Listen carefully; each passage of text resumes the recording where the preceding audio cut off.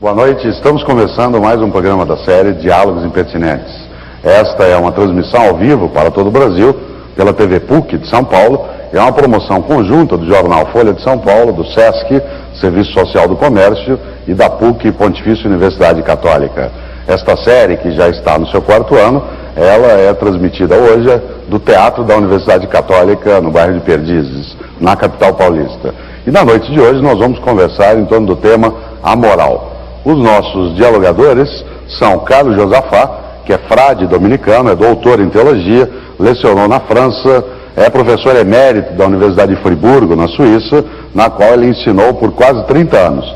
É autor de várias obras, como Ética Econômica e Ética da Comunicação Social, que foi antes publicado em francês, e Moral, Amor e Humor, Igreja, Sexo e Sistema na Roda Viva da Discussão.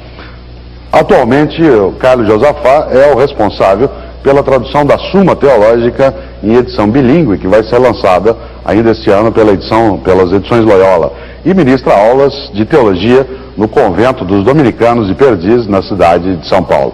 O diálogo com o Carlos Josafá será feito com Olavo Carvalho, que é filósofo, diretor do Seminário de Filosofia e da editora da Faculdade da Cidade, no Rio de Janeiro, é colaborador do jornal Folha de São Paulo, também do Jornal da Tarde, e das revistas Bravo e República. Premiado o Olavo de Carvalho por uma obra inédita sobre o profeta Maomé pela Universidade de El-Azhar, no Egito, e também pelo Reino da Arábia Saudita. Olavo é autor, entre outros livros, de O Jardim das Aflições, Ensaio sobre o Materialismo e a Religião Civil, que é uma obra de 1995, e também O Imbecil Coletivo, Atualidades Inculturais Brasileiras, que já está na 6ª edição do volume 1, e já na 2ª edição do volume 2, em 1998. Essa conversa sobre a moral, ela terá a intermediação de Sérgio Dávila, que é jornalista, editor da Ilustrada da Folha de São Paulo, e minha, Mário Sérgio Cortella, que sou professor do Departamento de Teologia e Ciências da Religião da PUC São Paulo. Eu queria começar essa conversa pelo Josafá perguntando o seguinte: faz sentido, Josafá, falar em moral nos tempos que nós estamos vivendo? Isso é uma coisa meio antiga, não? Não é pouco pós-moderno falar nisso? Olha, é interessante que há uma certa velhice que pesa sua moral, e muita gente hoje prefere falar ética, o que, na verdade, é simplesmente tomar uma raiz grega no lugar de uma raiz latina, porque moral e ética é a mesmíssima coisa. Mas há uma certa conotação justamente nesse termo ética. Eu acho que o senhor está de acordo, talvez, não é, professor? Há uma conotação no sentido que a ética diz mais a reflexão sobre a experiência moral. A moral sendo então a prática, e a ética muito mais o saber, a reflexão elaborada, crítica sobre a moral. De tal modo que nos anos 50, 60, eu falava mais de moral, e chegando aí para os anos 70, 80, 90, desde que eu tenho 50 anos, hein, gente? Hein? Aí eu já estou falando mais de ética. E quando falava de teologia moral ou moral teológica, hoje, com a maioria de meus colegas, nós falamos de ética e ética cristã. Mas eu acho que é a coisa de que nós mais precisamos. E nesse país e no mundo, eu acredito que o que falta antes de tudo, junto naturalmente com o feijão ou arroz, é a ética, né? É a moral. De modo que eu acho que é atualíssimo, né? E se alguém não acha que é atual, eu acho que nesse caso aí ele está precisando mesmo de uma atualização. Olavo, não é anacrônico falar em moral? Não é uma coisa que já perdeu a valia, já é uma conversa meio romântica, mais para o século XIX do que para o final do século XX? Bom, é o que dizem, mas dizem muita coisa também. Uma coisa que chama a atenção da gente é o seguinte: aqui, por um lado, hoje em dia você vê predominar as concepções de tipo relativista, quer dizer que todas as morais se equivalem, que todas elas são puras convenções ou criações culturais.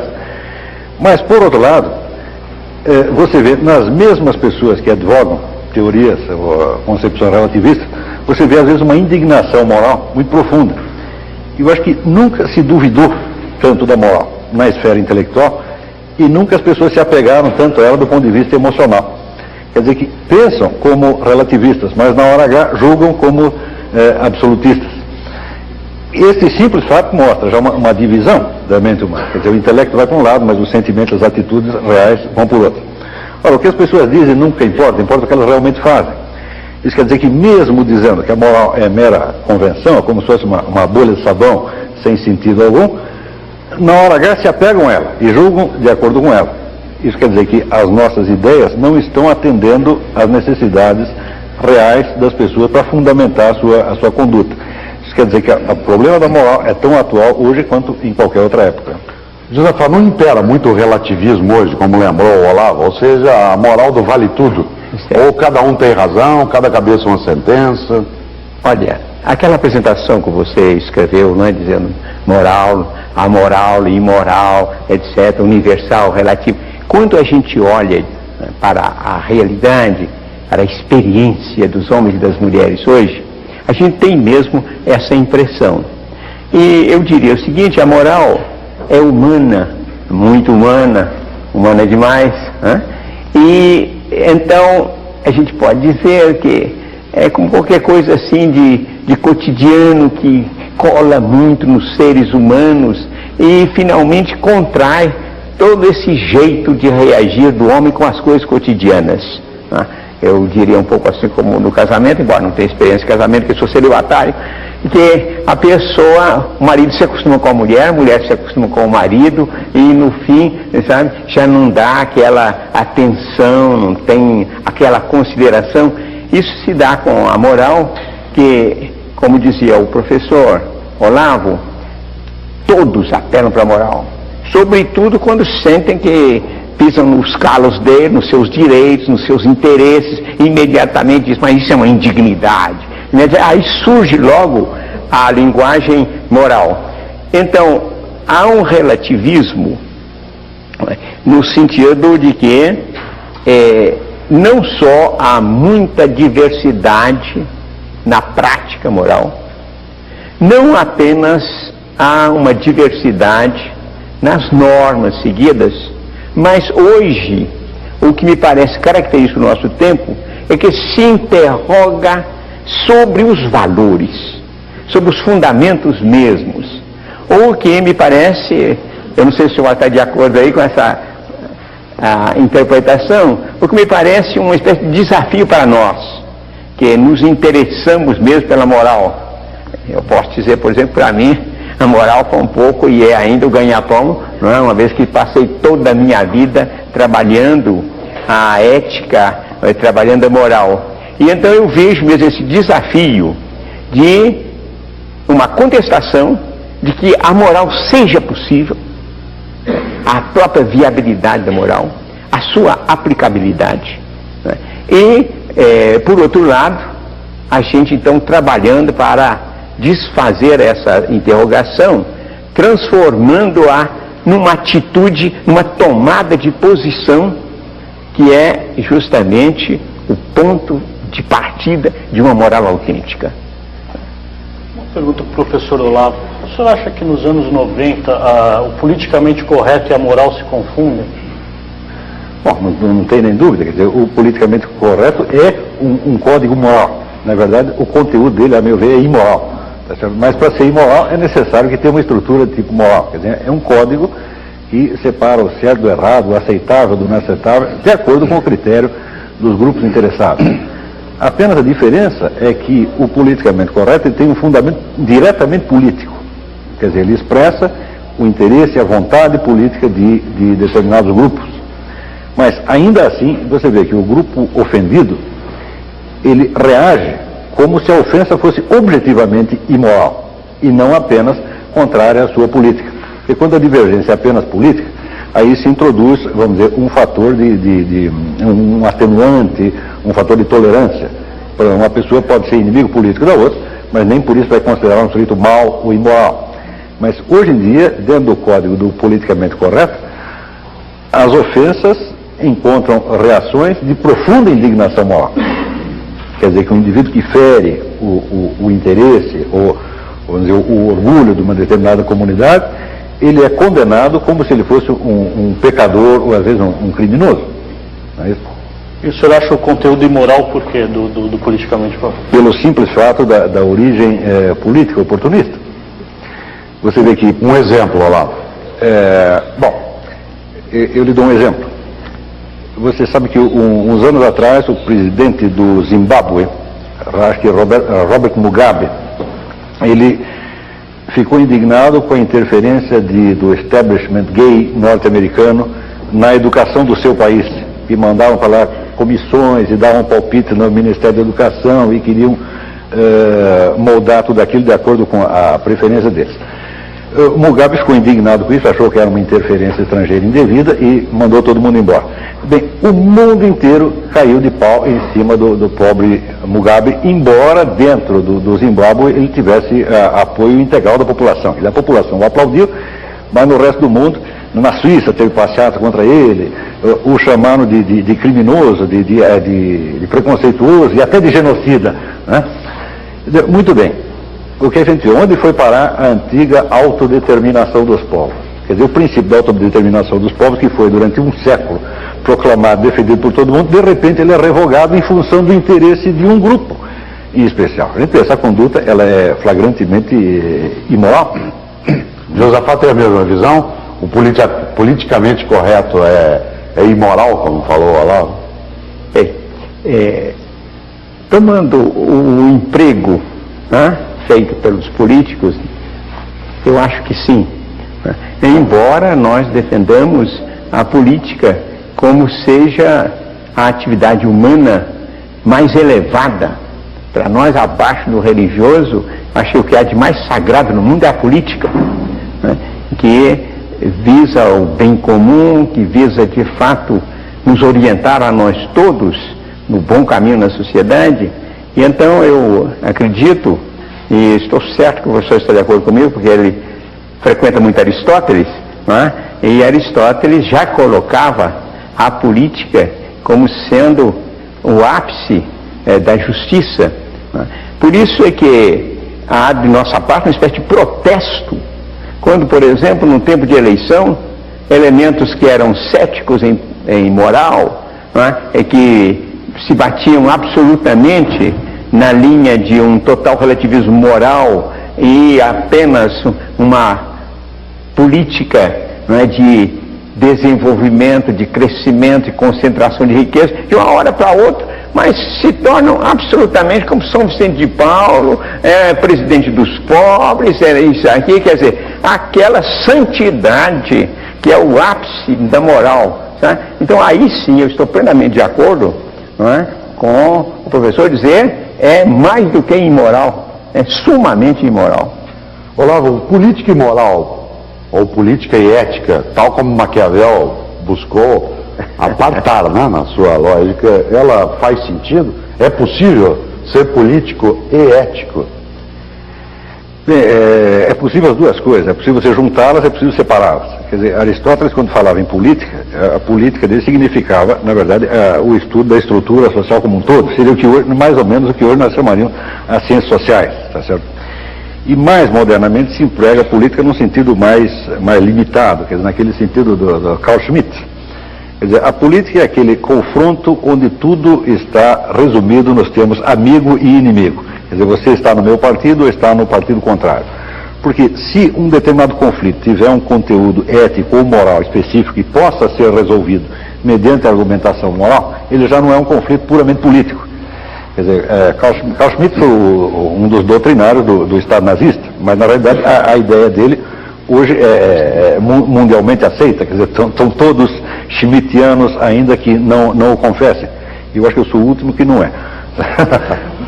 Mas hoje em dia, você vê, num mero confronto partidário, tipo amigo e inimigo, meu partido, partido contrário, as pessoas têm emoções de tipo moral, perfeitamente indevidas no caso, porque não é, objetivamente falando, não é imoral você ter uma ideia política diferente da minha, porque se a nossa diferença for de ordem moral, bem, nós podemos resolvê-la pelos instrumentos da filosofia moral ou ética.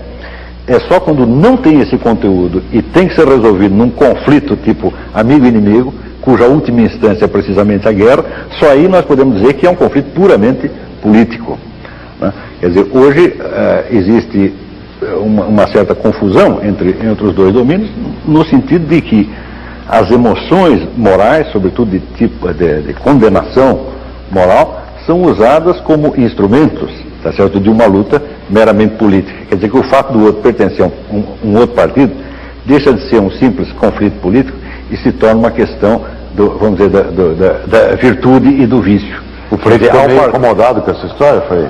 Não, eu estou de acordo, mas eu insistiria mais em que Maquiavel é de fato uma ruptura. Ele lança o domínio político, ou define, mas exatamente tomando o poder como sendo o objeto da política. Então, no Príncipe, trata-se justamente do príncipe, no caso, vamos dizer, do homem político, de saber tomar o poder, perpetuar-se no poder, e todas as medidas para liquidar adversários e para manipular amigos, mas a essência mesma dessa doutrina é a política tem como objeto o poder. Ora, justamente a perspectiva que nós digamos clássica desde Aristóteles, Tomás de Aquino, que chega até Maquiavel, se definia a política pelo bem comum, alguém que se consagra como uma espécie de serviço ao bem comum.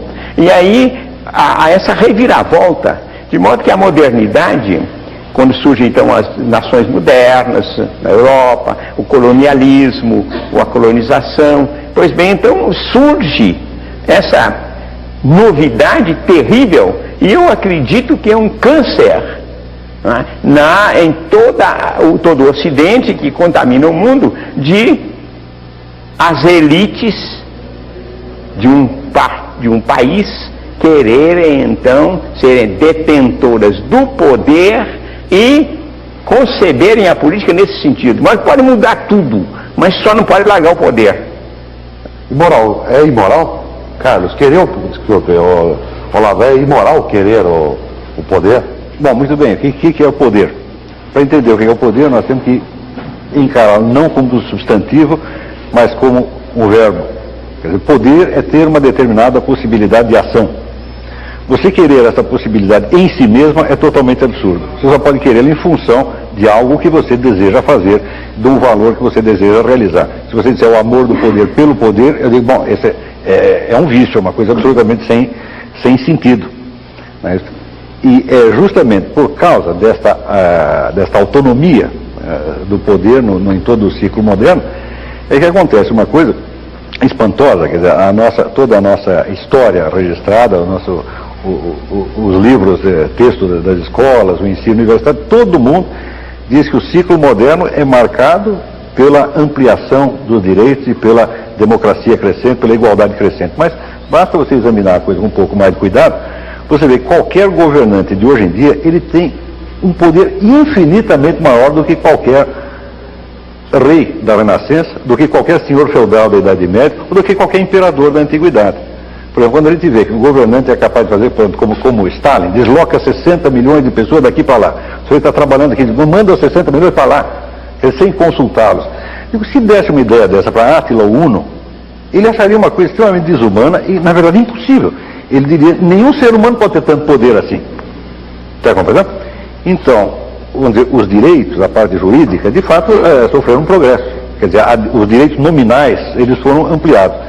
Mas a quantidade do poder do governante é cada vez maior em relação à impotência do governado.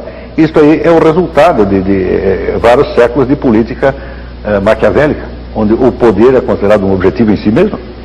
Josafaí, o que é então moralmente correto na política, em vez de ser o politicamente correto na moral? Certo. Olha, é interessante que na reflexão ética, logo no começo, em Aristóteles, então se parte justamente de dizer há alguma coisa de correto, de bom, o sapateiro que faz bons sapatos, bom profissional, vamos aí, qualquer pessoa que no seu trabalho faz alguma coisa de bem feito, a gente vai dizer é um bom profissional. Bem, E Aristóteles então diz, olha, se a gente chegar, se assim, um homem, um ser humano, né? Naquele tempo, quando ele falava homem, é verdade que ele pensava mesmo era no macho, viu? Mas enfim, nós hoje vamos dizer o ser humano, o homem e a mulher, se a gente diz que eles são bons, né? Bons como homens, não em fazer alguma coisa, mas em ter a responsabilidade de orientar a sua vida para o bem do ser humano, de todo ser humano. Do ser humano acima de qualquer consideração acidental. Então, nesse caso, essa correção, né, esse correto, corresponde exatamente ao ético. O que naturalmente vai significar que a gente, então, para ser um homem bom, honesto, um homem de bem, se é um sapateiro, me faça um sapato bom, não é? Bem, mas a bondade que constitui o seu ser moral preside a todas as outras atividades e é como se o ser humano se fizesse assim como um artista faz uma obra de arte, né? E então esta é uma definição de que eu gosto muito e que eu fui encontrar num filósofo moderno que eu aprecio bastante, não sei aqui se nós estamos de acordo, professor, né? É Henri Bergson, quando ele disse que cada ser humano é criado criador, é limitado, mas ele não está acabado, ele deve se fazer como uma obra de arte, né? Então esse aqui é o famoso bem humano de Aristóteles, é a gente chegar em qualquer coisa da vida, procurar se fazer quase como uma obra estética, e aí a ética e a estética, né, tem uma vizinhança.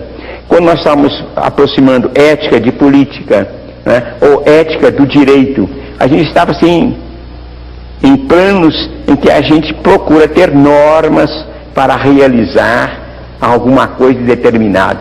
Na estética e na ética, a gente tem uma criatividade, tá? A liberdade é extrema, e por exemplo Levinas fala infinita, né? Eu acho que com um certo sentido, né, de uma liberdade que vai ser o homem, o ser humano se toma para se acabar, para se realizar. E isso é o que a política deveria fazer, Olavo? Os objetivos da política, veja, eu jamais digo o que os políticos deveriam fazer, ou o que qualquer pessoa deveria fazer, não tem nenhuma fórmula de mundo. O ponto que eu acho que nós deveríamos refletir aí é o seguinte, é que quando hoje as pessoas tomam atitudes relativistas, esse relativismo só vale para os outros. Porque quando se trata de saber o que é bom ou mal para elas sempre sabem, né? E eu acho que isso acho que é um princípio universal, o famoso ama teu próximo como a ti mesmo. Quer dizer que se eu presumo saber o que é bom para mim, tá certo?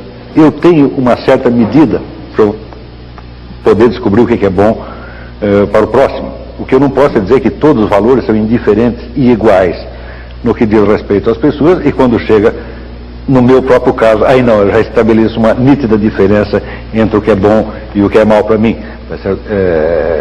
Se me oferecerem, por exemplo, um belo prato, um filé, etc., ou então um tapa na cara, eu certamente vou escolher o filé, porque eu sei o que é bom para mim. E para o outro, na medida onde eu admito que existe um bom para mim, é preciso que haja algo objetivamente bom para os outros e que não dependa inteiramente da opinião arbitrária deles.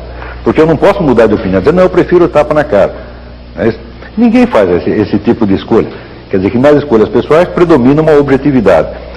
Isso, no fundo, talvez possa servir de guiamento até para um político. Quer dizer, ele sabe o que é bom para ele. Portanto, quando ele fizer o mal aos outros, ele também sabe o que está fazendo. É interessante que nós falamos em moral durante um bloco inteiro, quase que falando em grande parte sobre política. E no cotidiano, um dos temas que quando se fala em moral vem à tona é pecado, é sexo. Né? E nós conseguimos passar um tempo falando sem tocar nessa palavra. E o Sérgio Dávila tem uma questão para a gente iniciar agora essa fase.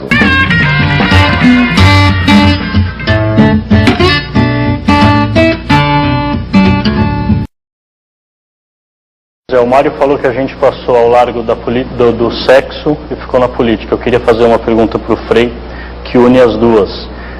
O senhor acha que é moral a maneira como vem sendo tratado o caso Bill Clinton, Mônica Lewinsky? Moral e política via Bill Clinton, Mônica Lewinsky. Olha, eu acho que a dificuldade é sair dessa primeira reação de desgosto que a gente tem de ver a humanidade entretida por um semelhante episódio, quando temos problemas, questões, dificuldades humanas imensas no mundo, e como é que se desperdiça, a começar pela televisão, com um caso de relativa importância, para dizer assim. Eu acredito que há aí um primeiro dado, que é uma lição para nós. A humanidade, hoje, tem uma dificuldade enorme de encontrar um equilíbrio no que toca à sexualidade.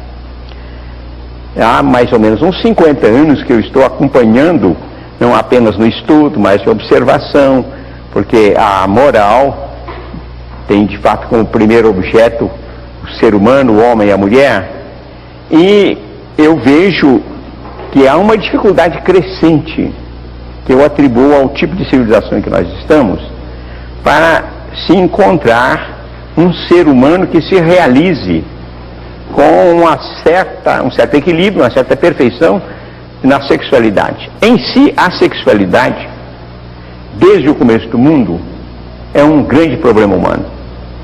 Quer dizer que desde que o ser humano fez a separação entre a função de procriação, de um lado, e por outro lado, a sexualidade como amor, como linguagem de amor, todos os gestos que exprimem, antes de mais nada, eu te amo, e não visa imediatamente dizer eu quero ter um filho de ti.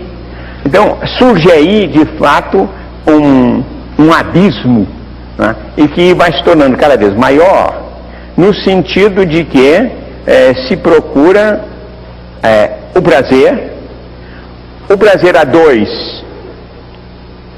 partilhado bastante bem, o perigo de ser o prazer solitário, de ser então o prazer pelo prazer, sem que ele seja uma linguagem de dom de si e de procura de felicidade para si e para o parceiro ou a parceira de amor. De modo que há essa dificuldade. Quando a gente pega um filósofo como Nietzsche, não é um padre da igreja, né, mas é um homem que tem assim os seus momentos de franqueza e de verdade. Na genealogia, por exemplo, da moral, ele considera que a Europa, ele fala para a Europa, tinha chegado a um equilíbrio, domesticou os instintos, domesticou, não é, os interesses, e está capaz de entrar no plano da moral, diz Frederico Nietzsche. Naturalmente, para entrar nesse plano da moral, ele pensa que é necessário o super-homem para conduzir o conjunto da humanidade. Mas eu acho que nesse fim, então, do século XIX, ele dava um certo atestado a esta atitude de certo equilíbrio nas paixões no conjunto dos homens civilizados. Eu acho que ele se enganava no seguinte: ele dizia que havia uma domesticação, e era muita domesticação mesmo. Quer dizer que havia muita hipocrisia, e havia muita imposição. Não era uma atitude moral, no sentido de alguém que se assume da sua liberdade para se realizar, e que assume o outro também como um projeto de bondade, e então há uma relação sexual, não é, que é um engrandecimento dos dois. Nós vamos voltar nesse pedaço. Só queria que o Olavo, também nesse momento, aproveitando essa passagem, existe alguma imoralidade na situação Clinton-Lewinsky? Bom, existe imoralidade para tudo quanto é lado. A primeira imoralidade, a gente está falando tanto desse assunto. Você vê, Bill Clinton é um sujeito que ele se apropriou de 800 fichas de inimigos políticos dele, que estavam no FBI, às quais ele não poderia ter sequer acesso. Ele pegou e conserva com ele na Casa Branca. Além disso, mandou passar a tecnologia nuclear para a China, colocando em risco a segurança do próprio país. Ele fez um monte de coisas realmente graves. Agora, se ele bulinou a tal da Mônica ou não, nós ficamos discutindo isso em face de problemas tão grandes, é uma imoralidade. Segunda imoralidade é essa senhorita ter guardado essa informação durante tanto tempo para depois tentar tirar um proveito dela. Quer dizer, ele agiu apenas de acordo com o instinto humano. Quer dizer, a garota está lá dando sopa, ele bulinou. A carne é fraca. E isso não é uma ele não agiu nem com moral. premeditação, nem com perversidade. Quem agiu com perversidade é ela. É ela e todos os inimigos e supostos aliados políticos dele. Eu tenho a impressão que não conseguiram, é mais ou menos um caso como o Al Capone, não conseguiram pegá-lo por nada de grave, então decidiram pegar por esta bobagem, tá certo? Agora, sempre que se discute questão de moral sexual, a minha primeira reação é a do Pirandello, mas não é uma coisa séria. Quer dizer, moral deve tratar de assuntos verdadeiramente graves. Ora, a nossa conduta sexual, ela dificilmente tem consequências temíveis para os outros seres humanos. Não é isso? A não ser que o sujeito seja muito feio, não é isso? E aquela que transa, ele vai ficar traumatizado. Essa é a única consequência temível que pode ter. Vamos dizer que a moral, na medida onde exija, por exemplo, vamos dizer, um casamento monogâmico, ela está se referindo a um certo padrão ideal de perfeição, que nós podemos imaginar até miticamente, né, um casal primordial, que permanecesse junto a vida inteira. Ora, um conselho de perfeição não pode ser incorporado ao Código Civil como uma coisa obrigatória. Quer dizer, seja perfeito, seja santo, porque senão o Estado te pune. É justamente por causa desta obsessão com a moral sexual que toda a literatura ocidental tem como assunto predominante o quê? O adultério. Isso é só na literatura do Ocidente que acontece, e só se fala disso. Você lê Balzac, Stendhal, Dostoiévski, 80% é adultério. Em comparação com isso, eu vou lhe dar um outro exemplo, se é que temos tempo para prosseguir nesta questão. No mundo islâmico se conta uma história do califa Osman, que foi um dos primeiros sucessores de Maomé, e que, como o próprio Maomé, era um homem sábio. E diz que ele, durante o mês do Ramadã, estava caminhando lá pela cidade e ouviu uma barulheira numa casa, um ruído. E se aproximou e viu que estavam lá homens, mulheres peladas, né, fazendo uma bacanal, né, pernas voando para todo quanto é lado, vinho rolando.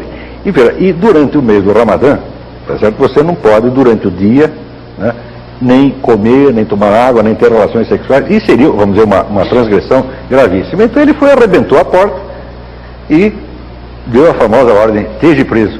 Né? E os camaradas responderam, falaram, não, ao contrário, o que você está fazendo é muito pior, porque você violou a nossa privacidade. Diz que Osman baixou a cabeça, pediu desculpa e foi embora. Esse é um homem sábio, tá certo? Então, para mim, não me importa o que Bill Clinton tenha feito com a secretária. Acho que muito pior do que ele transar com a secretária é transar com a mulher dele.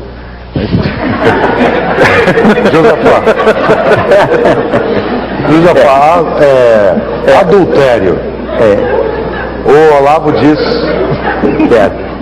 diz que na literatura ocidental, e é um fato, o adultério nas grandes obras, ele é uma marca forte.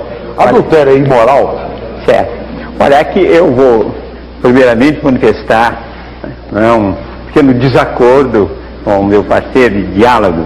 Eu acho, ao contrário, que a sexualidade é um verdadeiro tema de ética, se a gente entende justamente a ética não como de uma maneira policial, de uma maneira o direito penal, política, a intervenção do outro na minha vida, mas eu acho que a realização plena e harmoniosa da sexualidade é a boa condição para a realização humana em todos os sectores.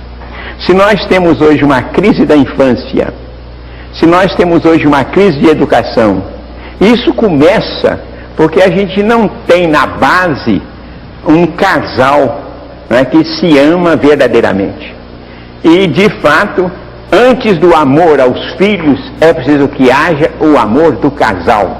Né? Isso é a base, de fato, da vida pessoal, da vida familiar, da vida social. Né? Bem, agora, se nós introduzimos o sexo, primeiro, na linguagem de pecado, por exemplo, eu não gostei aí, sabe, quando você no começo, não falam em pecado, não falam em sexo, espera aí, mas o sexo não tem nada a ver com pecado.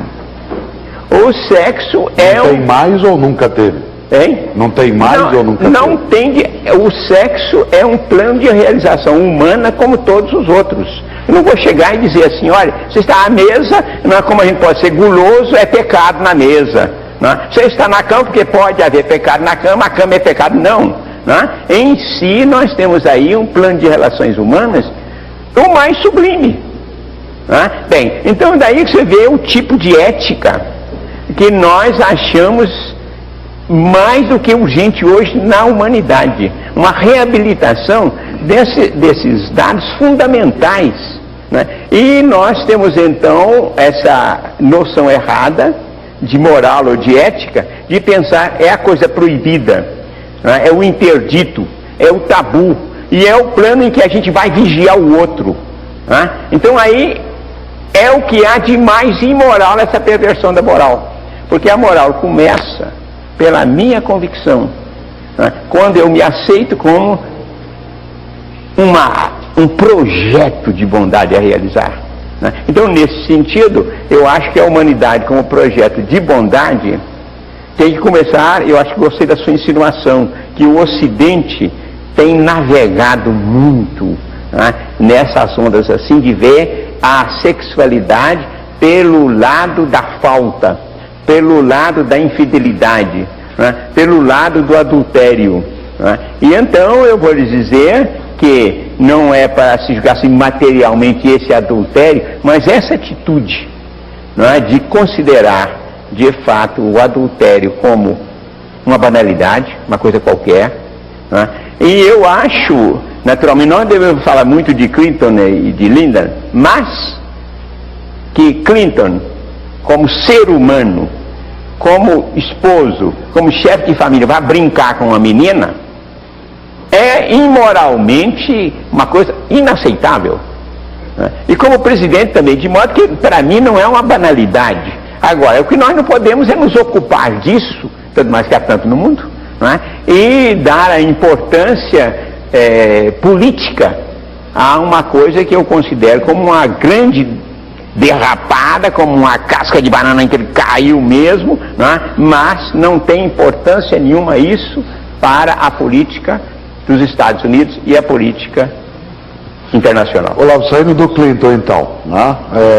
O Frei Josafá falava dessa relação que não pode ser feita, que é uma preocupação muito grande com o tema da sexualidade e do adultério. Você tinha mencionado isso.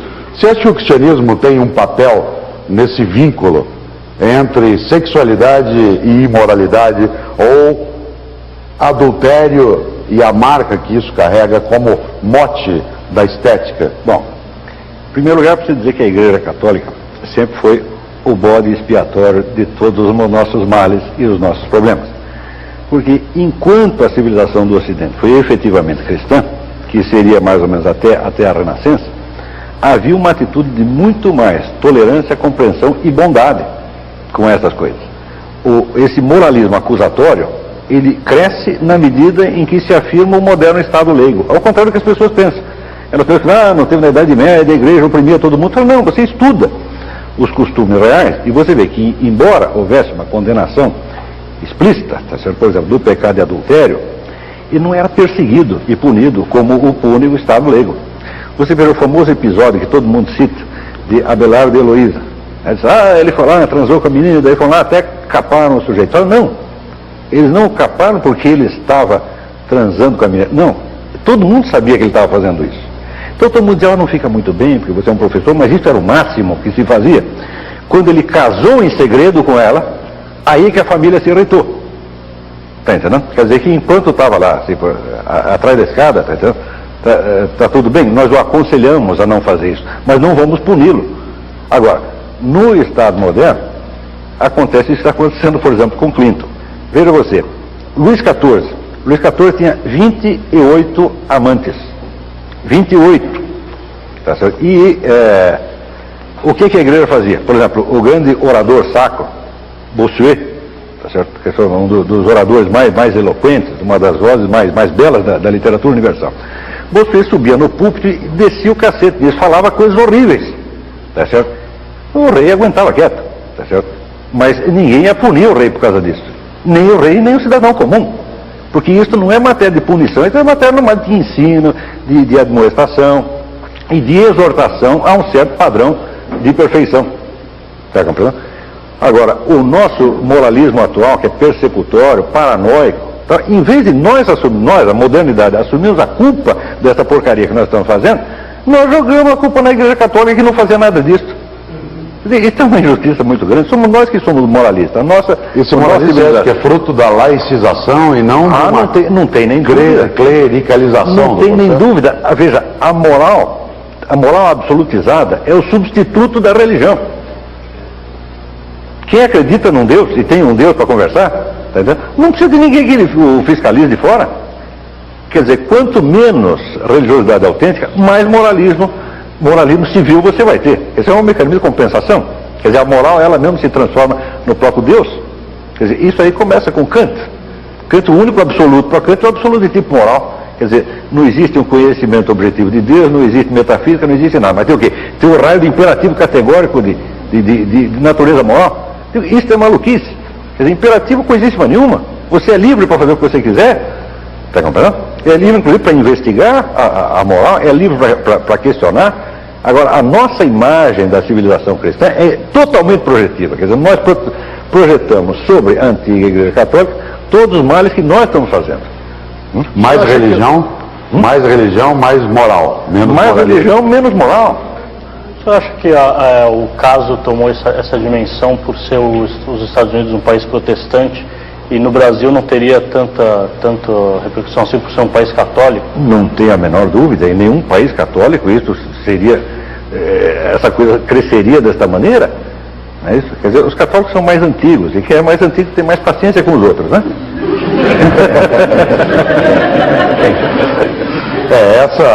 Essa lógica é uma lógica forte, né? Quando nós pensamos no impacto que tem essa relação que o Olavo colocava, que eu queria até no outro bloco nosso estar analisando isso com o Frei Josafá, né? Porque de maneira geral se fala mesmo, mais religião, mais moralismo. Né? O Olavo dá uma vertente que é a desmontagem de uma estrutura de natureza religiosa em grande essência, ela acabou levando a um aumento do moralismo. E o Sérgio Dávila tinha uma questão nessa direção, né, para o Josafá aí diretamente. Eu queria que o Frei Josafá comentasse essa tese, no mínimo curiosa, que apareceu no último bloco. Quanto mais religião, menos moralismo, e quanto mais moralismo, menos religião, é isso? Certo. Eu diria então que quanto mais religião autêntica, né, que às vezes pode acontecer que a gente tenha uma religiosidade que seja uma espécie assim de projeção do seu egocentrismo, né, do seu egoísmo, que se fica um pouquinho mais assim, né, refinado, fica mais agudo sendo religioso. Eu digo uma religião autêntica, como aquela, são as grandes religiões como o cristianismo bíblico, né, como o judaísmo, o islamismo, o budismo. Nesse caso, quanto mais religião, menos moralismo e mais uma moral autêntica de valorização do ser humano. E então nós entraríamos aí com um conceito que pode aparentemente complicar e que ajuda, é o pecado. A noção de pecado dada pelo Evangelho, pela Bíblia em geral, é uma noção que eleva o ser humano, mostrando responsável de sua vocação transcendente, de sua relação com Deus, e mostrando então capaz também de, no seu coração, quer dizer, na sua vontade mais profunda, na sua capacidade de amar, de se dar, de se orientar, no seu coração, ele é capaz de conversão, né, de perdão, o que está completamente longe da ideia de culpabilização, de angústia, de se afligir, né, como uma forma velada ou ostensiva de desespero. É uma forma de esperança. Então, Deus, a moral, o pecado, né, tem uma relação, quando se tem a relação com o verdadeiro Deus, uma verdadeira relação com o verdadeiro Deus, se tem uma verdadeira moral de realização do ser humano em si e nos outros, de descoberta do outro, e se tem também uma noção de que essa responsabilidade pode falhar, e que nós assumimos essa falha e procuramos partir dela para uma caminhada mais firme e mais experiente, né, do que a gente é, e com o esforço de uma maior pureza em sua capacidade de amar. Por isso, então, eu volto a essa frase, não é? Mais religião, mais moral, mais um sentido elevado de Deus, mais um sentido elevado do pecado. E quanto, então, menos religião, mais nós corremos o risco de um moralismo, de uma culpabilização, né? De uma opressão de si mesmo e dos outros. Então seria esse o sentido que eu daria a essa fórmula, né, que eu acho que foi bem introduzida, né, pelo meu parceiro de diálogo aqui, né, professor Olavo. Olavo, fala-se muito que a juventude hoje é imoral. Muitos falam isso. Essa juventude está perdida, ela não tem moralidade mais, não tem religião, não tem valores. Como é que é isso dentro da sua reflexão? Olha, eu acho que nenhuma geração tem o monopólio da moralidade. A minha própria geração, eu acho que foi a geração mais cínica, amoral e pretensiosa que o mundo já teve.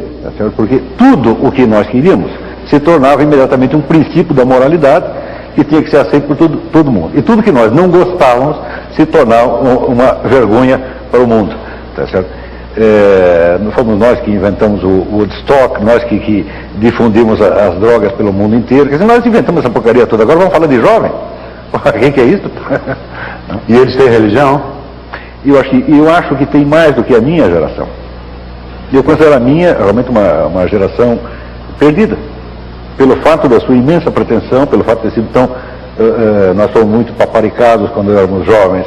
O fato de ser jovem era um mérito. Quer dizer, uma coisa incrível. O fato de você ter nascido depois de um outro sujeito parece que te torna melhor do que ele. E enfiaram todas essas minhocas na nossa cabeça e nós acreditamos em tudo isso. Tá certo? Então é a geração do Clinton.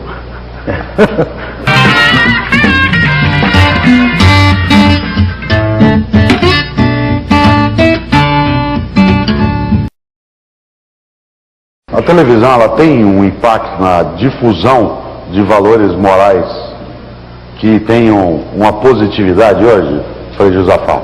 Sim. Olha, o senhor escreveu sobre moral e televisão. Certo. Parece um... Exato, né? Antes eu gostaria de dizer alguma coisa um pouco complementar ao que o meu companheiro acaba de dizer. É muito difícil a gente fazer um julgamento histórico se há progresso, se há uma volta atrás em termos de moral, quando a gente olha a história da humanidade. Porque a gente pode dizer assim que há vários parâmetros. Em alguns pontos, por exemplo, a consciência hoje é mais delicada, né? E em outros pontos, aparentemente, ela é assim mais condescendente, mais relaxada. Eu gosto de seguir esta linha. Até o fim do século XIX, no Ocidente, houve uma compressão moralista muito grande. Então, a moral pública e o direito penal juntos, de modo que muitos temas importantíssimos eram tratados exclusivamente no direito penal. Por exemplo, não se tinha praticamente assim um direito matrimonial além do direito patrimonial. Isso, então, todos os problemas de sexualidade ou de infidelidade eram tratados no direito penal e com todo rigor. Então havia uma grande hipocrisia.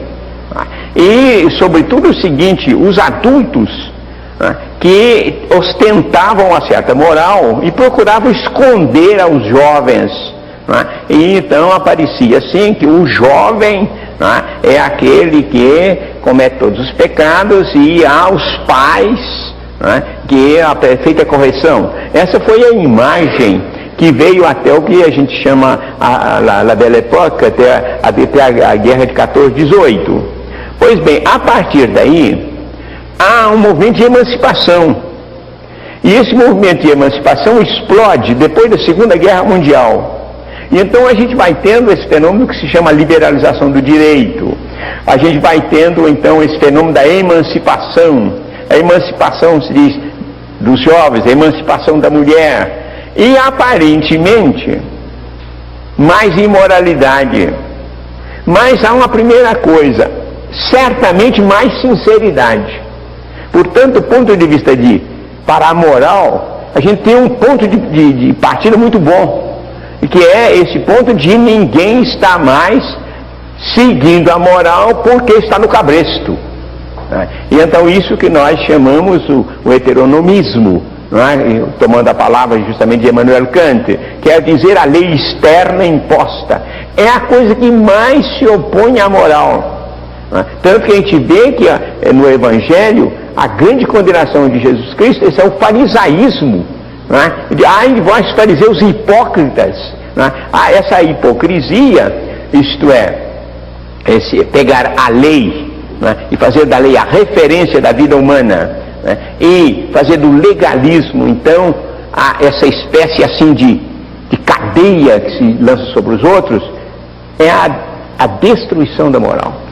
Então, nesse sentido, eu não digo assim que nós hoje somos mais ou menos, é bastante delicado, mas há alguns pontos em que a liberdade aparece como um bom ponto de partida.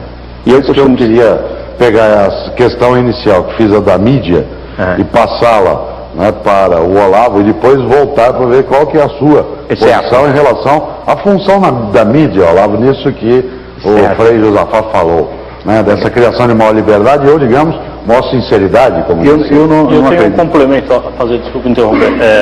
Muito se fala da ingenuidade do povo, o povo não sabe votar, não sabe escolher. Nesse sentido, um programa de apelo extremamente popular como o do Ratinho é um programa imoral ou amoral? Eu não posso responder porque eu não assisto o programa do Ratinho, não tenho a menor ideia do que se passa lá. Desculpe a minha falta de cultura de massa. Eu sei apenas que existe, mas nunca assisti. Tá certo?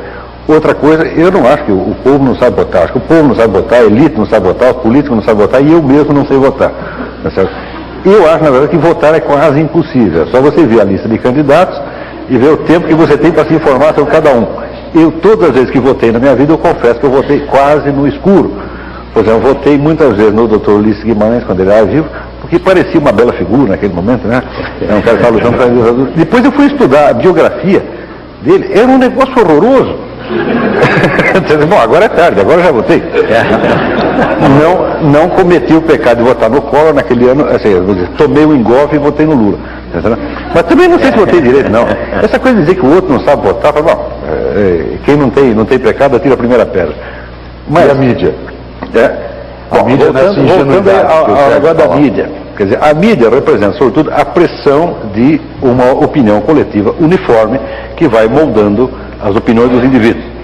É claro que eu, nesse sentido, eu não acredito de maneira alguma nem em liberdade crescente, nem em autonomia da opinião, muito menos entre os jovens, porque eu até escrevi um artigo sobre isso. Diz o seguinte: quando um jovem se rebela contra seu pai e sua mãe, ele está se rebelando contra dois com o apoio de 2.000 que são os seus colegas de escola. Quer dizer, ele se integra numa massa barulhenta, autoritária, mandona, a qual ele faz todo o sacrifício para ele ser aceito naquele meio, e depois ele se rebela contra aqueles dois pobres coitados que ficaram em casa e acha que ele é um grande herói da rebeldia. Não, ele na verdade ele é um conformista, ele está aderindo à opinião da massa. Ele precisaria ser corajoso para, no meio desses 2.000, ele dizer: olha, quem tem razão é meu pai e minha mãe. Se ele fizer isso, ele será linchado.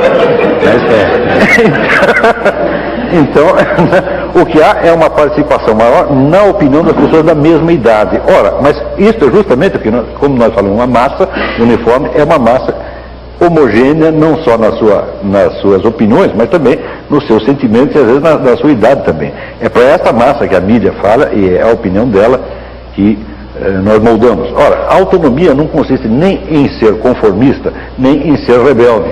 A autonomia consiste em você ser conformista ou rebelde conforme as coisas, a seu ver, estejam certas ou estejam erradas.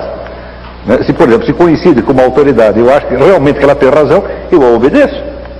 E se eu acho que ela está errada, eu me rebelo. Quer dizer, a rebeldia não é um valor em si, assim como o conformismo e a obediência não é um valor em si.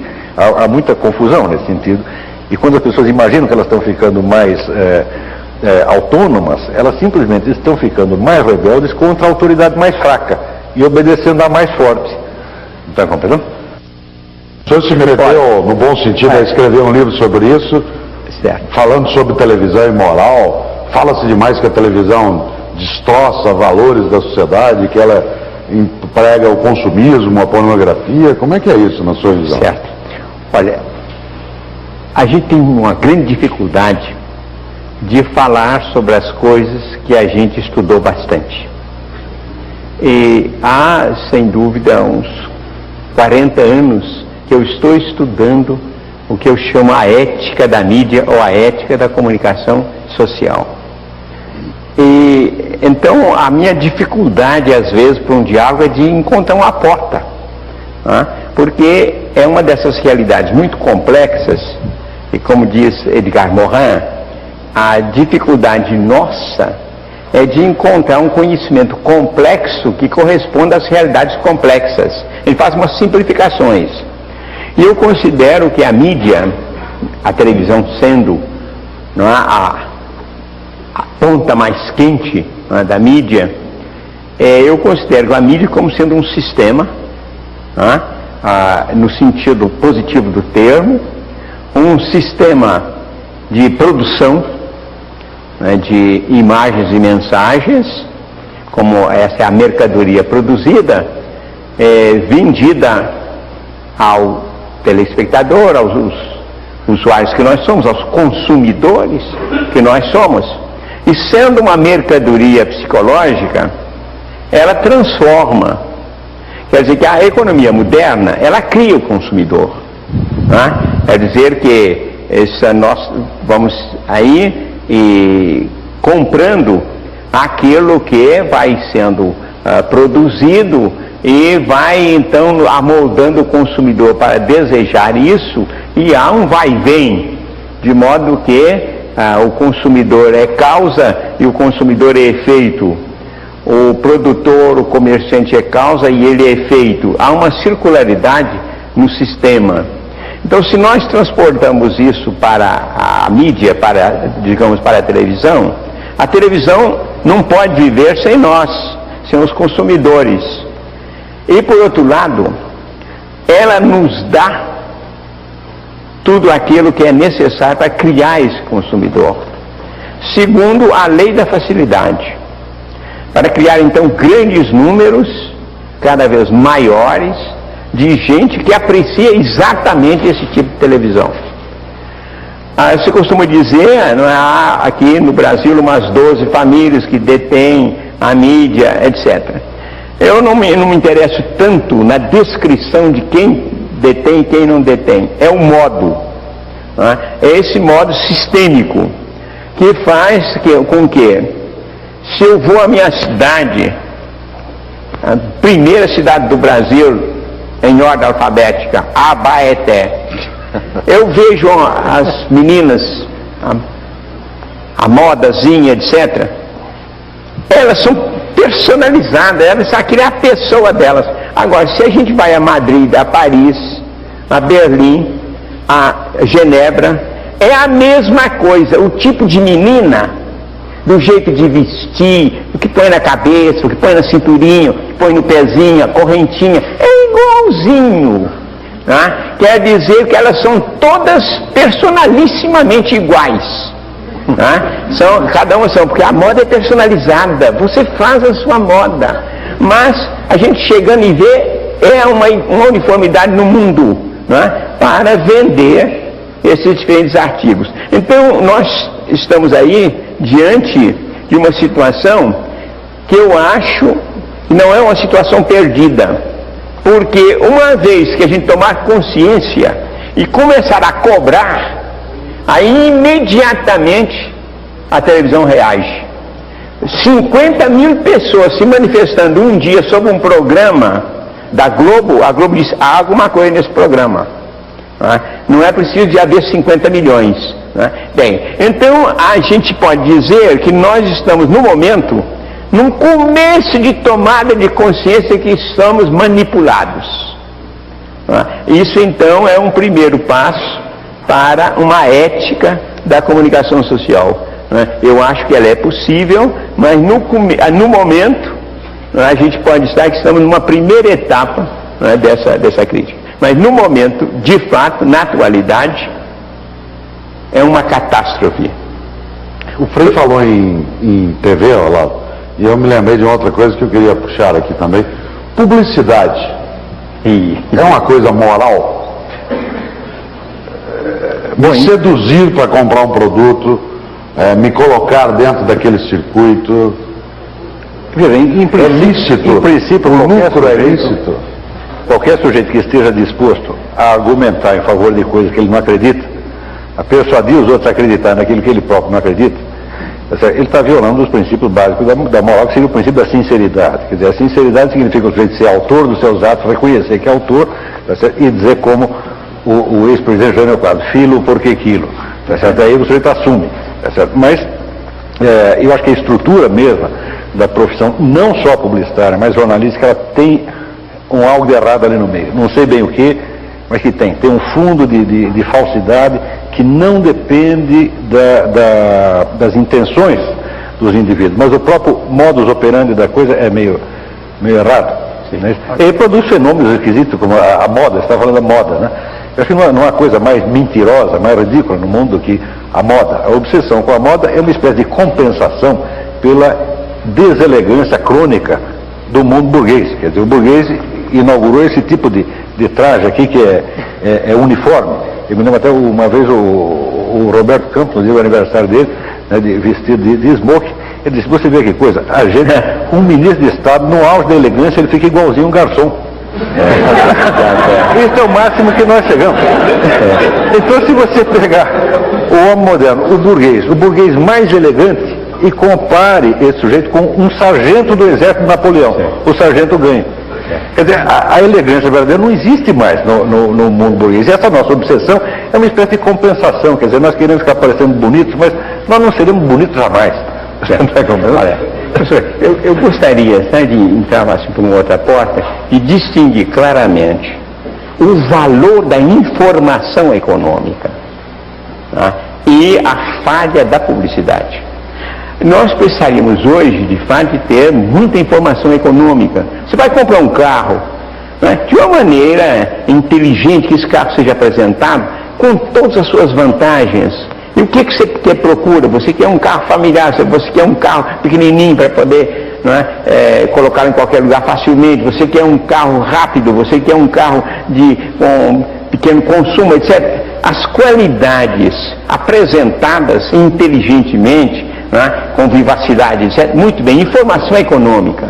Agora, você pega um carro qualquer, não sei que marca for, né, e chega, esse carro é maravilhoso, etc. Põe uma mulher ali fazendo uma coisa. Quer dizer, a publicidade, ela quer seduzir na base do que vem a ser a filosofia, não a filosofia, a psicologia do reflexo condicionado. Fazer salivar o cachorrinho, né? E depois então muda-se o objeto, né? E para ver se a gente consegue que ele bate a campainha, ele começa a salivar, né? Porque quando ele dava o bifezinho para ele, batia a campainha. Então esse processo de condicionamento de reflexos, né, é uma das bases. E a outra base da publicidade é uma má exploração da psicanálise, da libido, né? E então nós temos um gênero. Eu tenho falado isso a publicitários do mundo inteiro, que me dizem, aliás, nós não sabemos se dá certo ou não dá certo. O certo é que, com o sistema que aí está, quem não fizer publicidade está perdido. E publicidade desse jeito. Bem, então, a publicidade me parece exatamente, em termos de informação, um pecadão enorme. Exatamente ao contrário da informação, que não dá à pessoa os dados para fazer um bom negócio, né? E então, nesse caso, eu acho que uma das nossas, enquanto consumidores, uma das nossas atitudes seria dizer assim, estão fazendo publicidade disso, eu não compro. Me explique o que é isso mesmo, me dê uma boa informação econômica? Sim. Nós vamos dizer, bom, isso é um ideal. Olha, na Suíça, a Associação das Consumidoras, desculpa ele dar um exemplo aqui, não é? Eu fui gringo muito tempo na Europa, não é? Bato no peito, mas enfim, as consumidoras suíças, elas chegam e exigem informação estrita para comprar. É um ferro elétrico. Quais são as qualidades desse ferro elétrico, a resistência, o preço, a durabilidade, etc. Então isso sim. Agora não adianta botar aí uma figura de mulher passando roupa, não. Nós queremos qual é a informação. Então é possível fazer isso. E o que acontece? É que o comércio suíço segue. E temos que levar em conta a seriedade das consumidoras e dar informação econômica em vez de prodigalizar a publicidade. Durante todo o nosso programa, nos blocos anteriores, pessoas nos enviaram perguntas por fax e telefone. Eu queria começar por uma pergunta que a Débora Gomes, de São Paulo, ela faz para o Frei Carlos Josafá, que é assim: como pode os pais passar exemplos morais para os filhos num mundo que é tão imoral? Bem, olha, eu começaria por dizer justamente que é muito necessário que ser pai hoje comporta uma certa atitude de resistência que deve transmitir aos seus filhos também, eu diria mesmo uma espiritualidade de resistência, uma atitude crítica de saber indicar os valores que nós temos hoje, a possibilidade, por exemplo, de criatividade que nós podemos encontrar nos novos meios de telemática, e por outro lado o perigo dessa passividade, da gente se deixar amoldar pela mídia.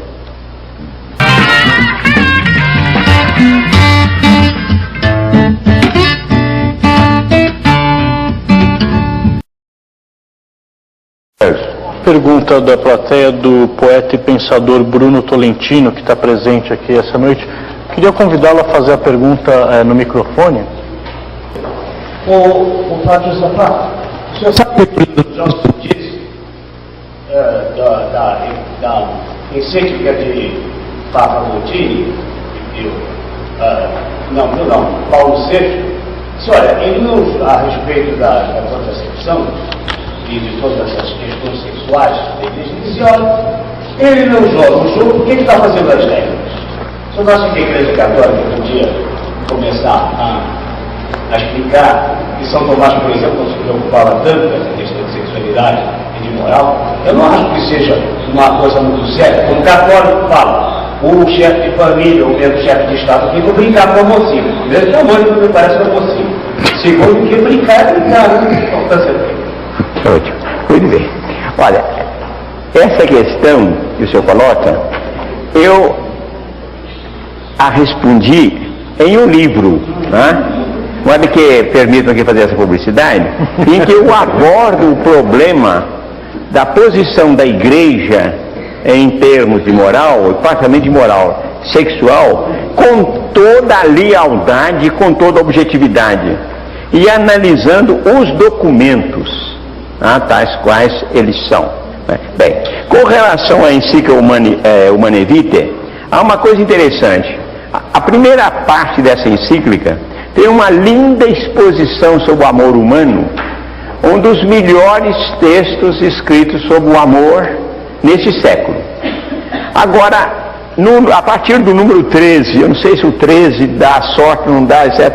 O Papa tem uma posição a respeito da contracepção e, a meu ver, ele tomou a definição de natureza humana de uma maneira muito parcial, olhando o aspecto biológico, fisiológico, e pedindo então uma conformidade a essas leis como sendo a expressão da conformidade à moral e à lei de Deus.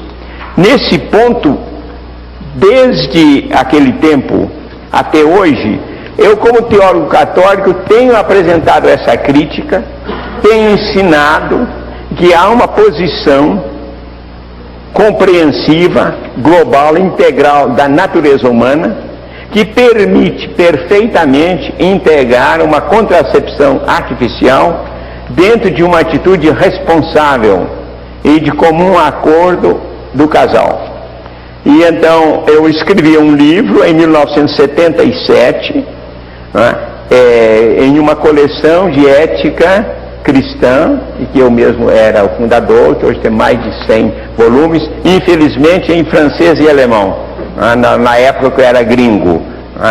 E então, nesse livro, portanto, na Europa, no centro da Europa, na Suíça, eu apresentava, simplesmente sem nervosismo, calmamente, e não tive qualquer contestação. O que mostra que essa posição, isto é, que o amor, a responsabilidade, deve inspirar aos cônjuges ao verdadeiro método de limitação de natalidade, de escolha dos filhos, e que esta é a posição que convém ao ser humano e que convém ao cristão. Tem uma pergunta para o Olavo de Carvalho, mas antes, só para dar informação, a Débora Moraes, também perguntou coisas que o senhor acabou de dizer, como se o amor transcende a moral. A Irani Ferreira tinha ligado, perguntando se a televisão dita as regras de moralidade para a sociedade, tema que nós tocamos. A Roseli perguntara ao Olavo de Carvalho se a televisão hoje é imoral ou amoral. Nós tocamos um pouco nisso, mas vamos voltar porque é uma outra questão nessa direção. E a Mauri, ela pergunta da relação entre sexo e imoralidade, que nós tocamos num trecho do programa. E a Inês Cardoso, Olavo, pergunta para você o seguinte: dado que o Frei Carlos falou do livro dele, o que tem a ver o imbecil coletivo, que faz parte do título de uma das suas obras, com a moral brasileira? Bom, eu vou começar pela última pergunta, que é a mais fácil. Eu não costumo dar palpite na conduta alheia, exceto naquilo que me diz respeito pessoalmente. Quer dizer, como eu estou nesse negócio de vida intelectual, filosofia, literatura, etc., esse é o meu ramo, e aí eu opino. Então, nesse setor, eu acho que eu posso cobrar de meus colegas de ofício, quer dizer, do meu grêmio profissional, uma conduta moral. Quer dizer, eu nunca dei palpite sobre moral de modo geral, mas me atenho à cobrança com relação à ética da vida intelectual. Então, o que é o imbecil coletivo? O imbecil coletivo é uma vasta cobrança, tá certo? Há pessoas que, na esfera intelectual, estão agindo da maneira a mais imoral possível. Isso é, uma vez o Bruno Tolentino me pediu uma definição de honestidade intelectual. Disse: olha, essa é a coisa mais simples do mundo. É você não dizer que sabe aquilo que você não sabe, e não dizer que não sabe aquilo que você sabe perfeitamente bem. Quer dizer, essas são as duas regras máximas que estão sendo desobedecidas constantemente. Quer dizer, o sujeito que faz que não sabe, aquilo que ele está perfeitamente informado, e por outro lado dá palpite em coisas que não são da sua conta e que ele ignora completamente. E eu acho que se houvesse um pouco mais de ética na esfera intelectual, tudo mais seria melhor. Mas hoje em dia a moda é cobrar moral apenas dos políticos, como se fossem eles que geram os padrões, os valores, os símbolos. Não são os políticos, são os intelectuais, são os artistas, são o pessoal do show business. Esse é que vem em primeiro lugar. E é desse que nós temos que cobrar antes de tudo. Como dizia o velho I Ching, castigue a sua cidade em primeiro lugar, depois a vizinha. Certo. Professor, mas eu acho, sabe, que algumas coisas que eu disse, a moral se torna excessivamente individualista. O senhor disse que eu não me preocupo com os outros. Há uma dimensão social na ética, há uma ética social, e o ser humano é essencialmente relacional. Nós somos responsáveis e somos também corresponsáveis.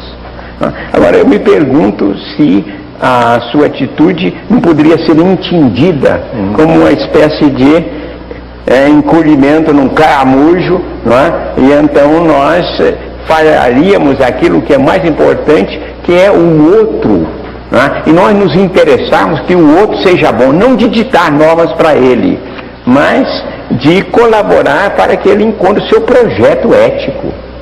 O senhor não acha que estaríamos em desacordo total? Não, acho que o senhor tem razão.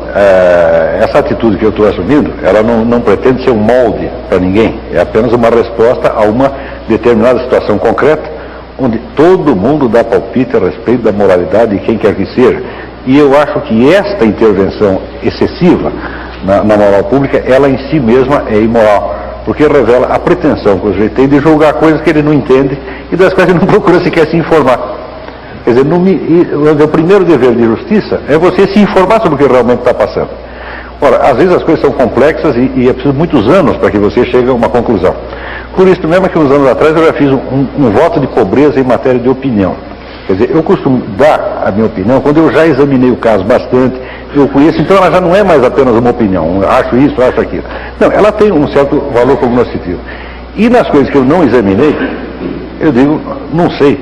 Tem até um verso da Alberto da Cunha Mello, que junto com o Bruno Tolentino, um dos grandes poetas brasileiros, ele diz o seguinte: quem não se rebusca, se acha. Diga não sei e receba uma aula de graça. Porque sempre que você diz não sei, vou esperar mais um pouco, vou examinar, você sempre acaba ganhando. Sério. Duas perguntas da plateia, Iatan e Eduardo, relacionadas à política, moral e política. Uma propaganda do candidato Paulo Maluf diz que ele seria a vitória do bem contra o mal.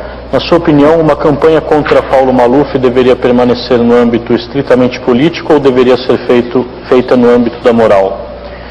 E a outra, a aproximação entre estética e política é possível? O professor Josafá falou sobre vizinhança entre ética e estética, possível pela criatividade e pela liberdade. Por que não podemos tornar a política uma obra de arte? Primeira pergunta para mim, a segunda para ele. Isso. Muito bem, eu acho que quanto mais se evitarem argumentos de tipo moral em campanhas políticas, melhor. Mas eu não acredito realmente que esses políticos possam ser substancialmente melhores uns do que os outros.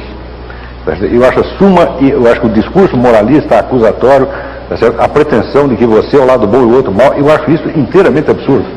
Quer dizer, isso tem que ser, as questões de bem e de mal têm que ser encaradas com seriedade. Não é na propaganda política que nós vamos resolver isso, e sobretudo nós temos que lembrar o velho conselho de Leonardo da Vinci: dove se grida non è vera scienza. Quer dizer, onde se grita não há verdadeiro conhecimento. Ora, numa campanha política todo mundo gritando, quer dizer, como é que vamos saber quem é o bonzinho e o malvado?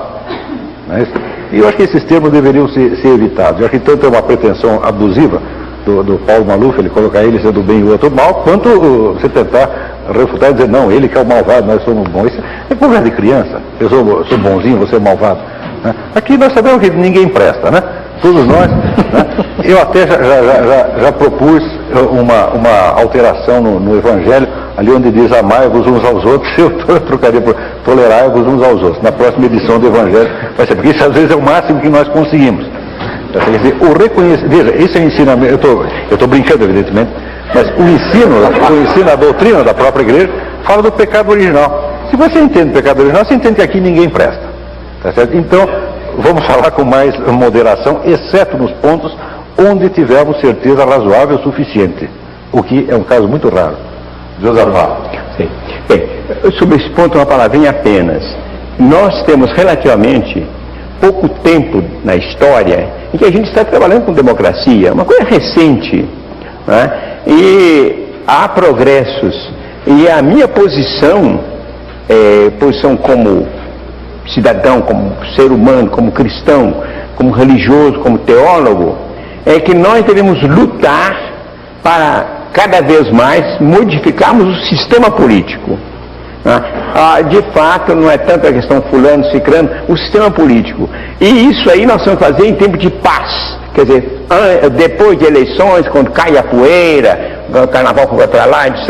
Né? Então aí nós temos que atacar e fazer uma grande reforma política, né? A partir da base. Né? E a começar então no sistema eleitoral, né? E como termos possibilidade de cobrar, etc. Mas eu creio na política, né? E creio no cidadão, na possibilidade de ele de fato chegar e fazer alguma coisa nesse domínio. Agora, a questão que me foi colocada, não é? Era a respeito justamente de fé e política, não é? Que é possível fazer da política uma obra de arte? Sem dúvida. Eu acho até que, para se escrever assim, né, política, né, quer dizer então aquilo que é a ciência, a arte da polis, da cidade, do bem da cidade, do bem comum, há de fato a possibilidade de a gente ter um ideal político. Né? E nós temos poucos Eu penso assim, um nome, uma pessoa, por exemplo, que eu gosto muito, que era muito chegada à nossa família dominicana, Jorge Lapira. Era alguém que podia se enganar no pormenor, mas era uma vida consagrada à política, mas fazer a boa política para a cidade de Florença, porque ele foi prefeito mais de uma vez. Bem, então eu acho que há essa possibilidade de aproximarmos. Há várias formas de transcendência, a ética, a estética, e eu colocaria a política como uma dessas formas de transcendência do ser humano.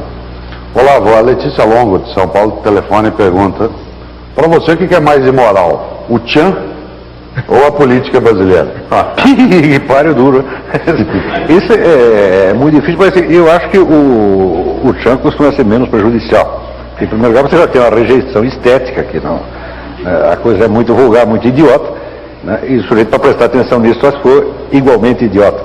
Eu não acredito que isso realmente possa prejudicar ninguém. Mas a política, ao contrário, a política molda o futuro. A política tem consequências de muitíssimo longo prazo.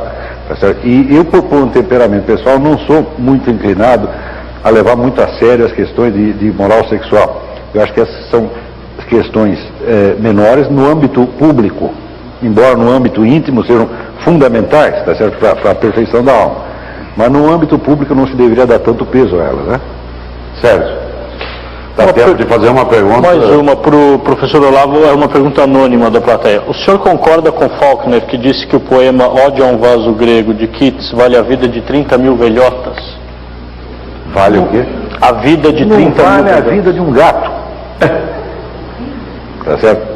Em primeiro lugar, de cara, o gato é criação de Deus e o poema é criação do seu fulano de tal. O poema não... o poema é de Keats, poema de Keats. Então o poema é invenção de Keats e o gato é invenção de Deus. Em primeiro lugar, ninguém pode supor que a sua obra pessoal valha mais do que qualquer elemento dado da natureza. Isso não tem sentido. E eu acho que a idolatria da estética é um fenômeno paralelo ao moralismo que nós estamos falando. Quer dizer, como você não tem mais religião no sentido profundo, você não tem de fato um acesso ao conhecimento de Deus, então você começa a criar substitutivos. Um deles é a idolatria da moral, o outro é a idolatria da obra de arte, do gênio, etc, etc. E é tudo isso uma das mais temíveis babaquices modernas. Tá vendo? E tem uma pergunta, duas perguntas, Frei Josafá. Uma que é do Eduardo, de Porto Velho, em Rondônia, que pergunta o seguinte: o senhor tanto elogiou a relação da sexualidade com a moralidade, fez tantos elogios ao sexo, por que o senhor tem voto de castidade? E o José Pereira, de Macaé, no Rio de Janeiro, diz: qual a relação entre celibato e a moral na Igreja Católica, já que o celibato não é adotado em outras religiões? E eu quero acrescentar uma que tem a ver com a pergunta que é da Suia, da plateia. É moral o Papa se pronunciar contra o uso da camisinha enquanto o mundo todo convive com a epidemia da AIDS? Muito bem. Bem, olha, eu vou rapidamente essa segunda pergunta. Eu comecei esse livro exatamente pela camisinha, quer dizer, e até pedindo desculpa em um livro de reflexão sobre a ética, de começar assim, por um problema desse tipo. Exatamente porque ele me parece bastante sintomático e não há uma posição oficial da igreja. Algumas vozes da igreja confundiram o preservativo para a AIDS, o preservativo que evita a contaminação, com um preservativo de contracepção, de procriação, de fecundação. As duas coisas são completamente distintas. E então, mesmo que a pessoa não aceite um processo de contracepção artificial, pode perfeitamente aceitar a camisinha, porque a intenção, aquilo que se visa na camisinha, não é limitação de filho. E, inclusive, pode-se usar até mesmo entre homossexuais, se deve. De modo que são duas coisas distintas. E eu lamento que alguns apressados na Igreja Católica tenham feito essa confusão. E então eu explico no livro bastante essa minha posição, que eu acho que é a posição da maioria dos vamos dizer, os bons teólogos na Igreja Católica. Agora, quanto à primeira pergunta, de fato, se a gente pensa que o celibato, né, é uma posição tomada porque o homem que o faz não aprecia a mulher, não estima a mulher, ou vice-versa, que é uma atitude negativa, então ele não tem sentido algum. O celibato na Igreja Católica às vezes aparece como ligado ao ministério sacerdotal. Para ser padre tem que seguir o celibato. Eu acho que está mais do que tarde para a Igreja de fazer uma revisão dessa obrigatoriedade de celibato, né, junto com o sacerdócio. Uma coisa é ser sacerdote e outra coisa é se consagrar no celibato.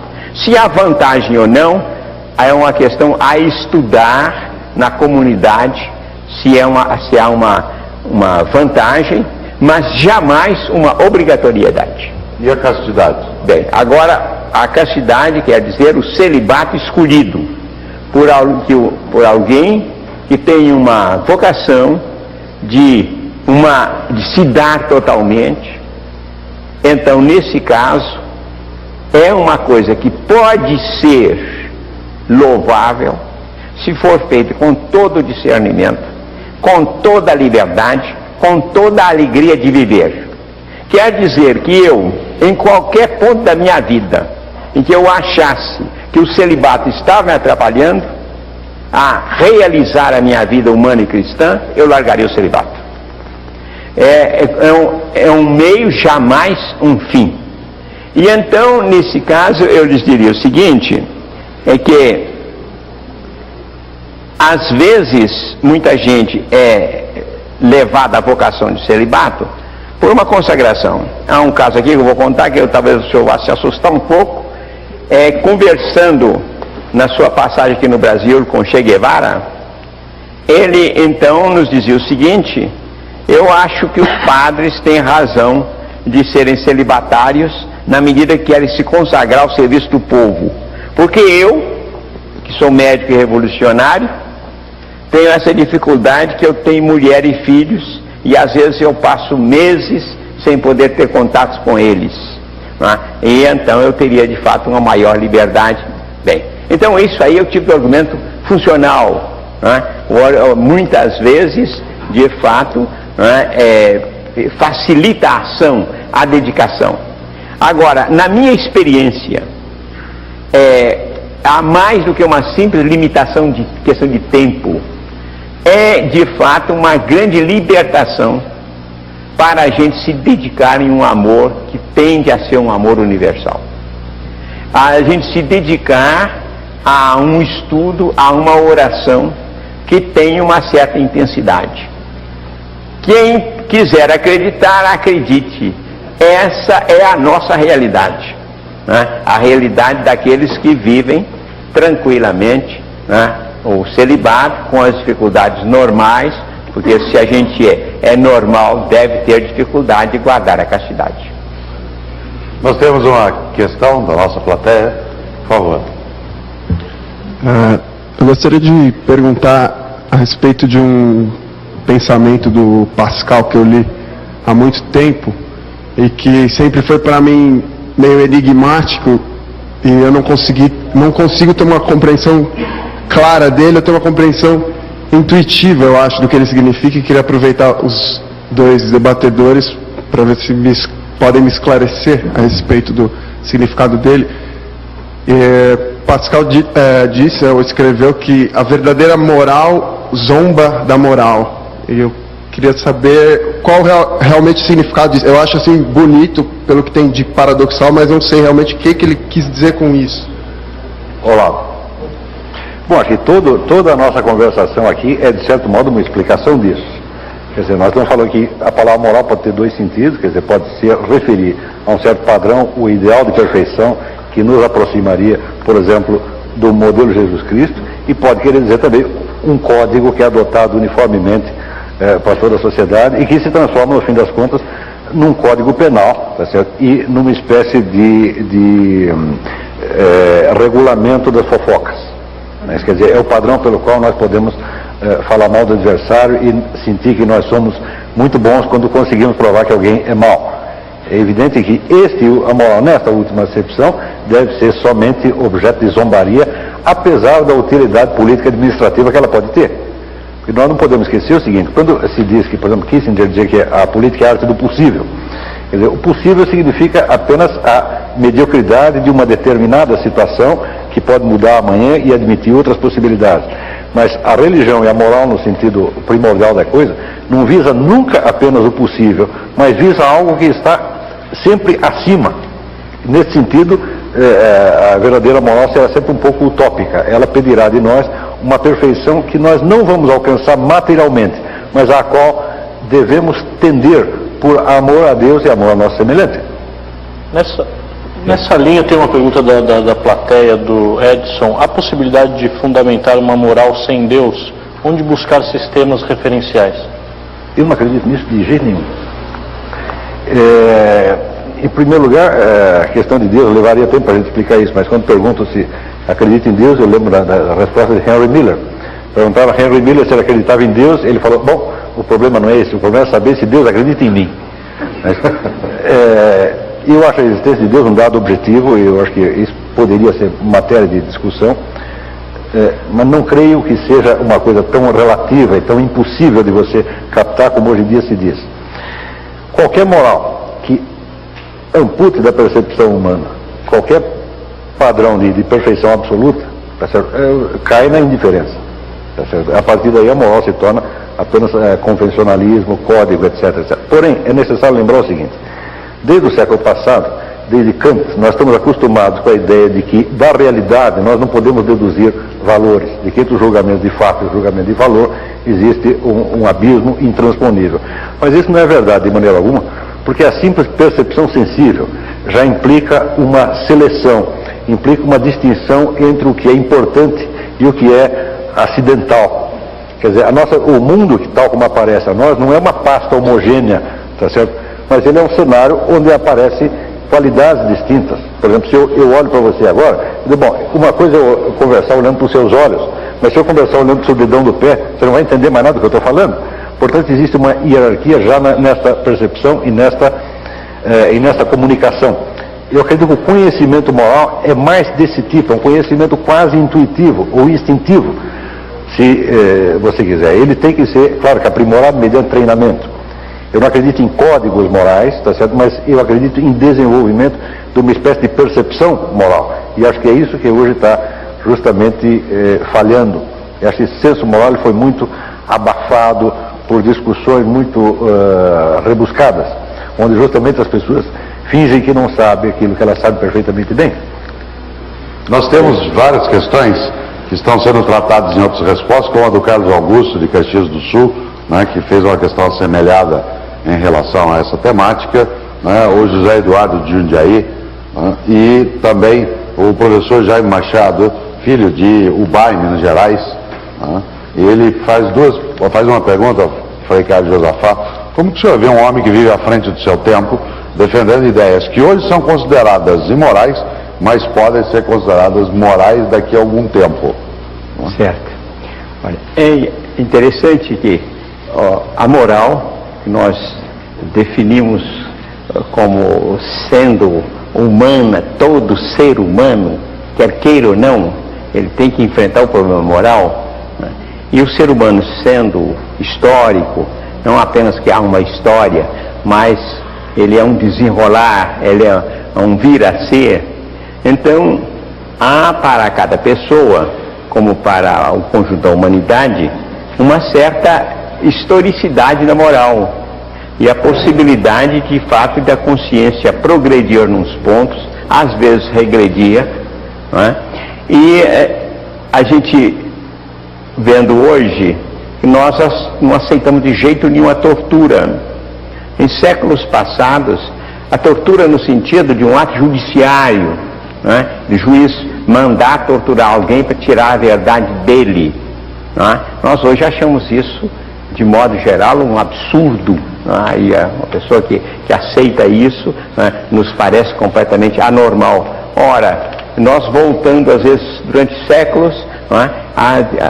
A tortura judiciária, condições dela, basta a gente ter uma suspeita, pode torturar, etc. Há, de fato, um progresso.